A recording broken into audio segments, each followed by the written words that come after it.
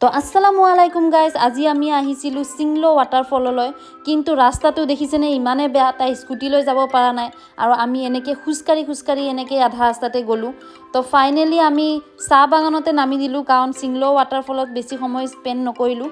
আৰু ইমান ধুনীয়া পৰিৱেশ এই চাহ বাগানটোৰ, আৰু দেখিছেনে চাৰিওফালে একদম গ্ৰীনাৰী, মানে ইয়াতে আহিলে আপোনাৰ মনটো একেবাৰে ফ্ৰেছ হৈ যাব, ইমানেই ধুনীয়া লাগিছে। তো দুইজনীয়ে জাৰ্ণি ষ্টাৰ্ট কৰিলোঁ আজি।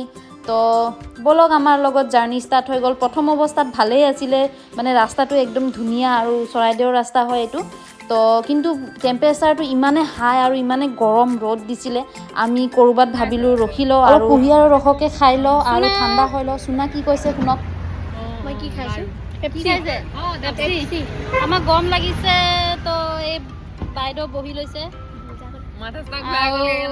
এইফালে মাইনা আৰু ৰাখি আৰু আমি দাদাকো দেখাই দিওঁ এবাৰ গন্নে কা জুচ।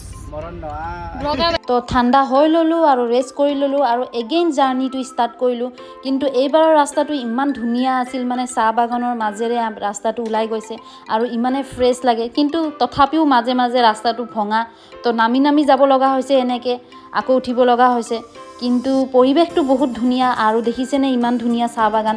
তো আমি ইয়াতেই নামি ল'লোঁ, নামি কেনে ভাবিলোঁ অকণমান উৎপাত কৰোঁ, এনজয় কৰোঁ আৰু অকণমান ফটো তুলি ল'লোঁ। তো আপোনালোকেও এনেকৈ আহিব পাৰে চাহ বাগানলৈকে, গোটেই আপাৰ আছামতে এনেকৈ চাহ বাগান পাই যাব। কিন্তু আমি আহিছিলোঁ চৰাইদেউ ডিষ্ট্ৰিক্টৰ চাহ বাগানলৈ। তো এনেকৈ সময়টো স্পেণ্ড কৰিলোঁ। আশা কৰোঁ আপোনালোকৰ ভিডিঅ'টো ভাল লাগিছে। এয়া আছিল আজি ভ্লগ। খুদা হাফিজ, টাটা, বাই বাই। ভাল লাগিলে আপোনালোকে কমেণ্ট কৰি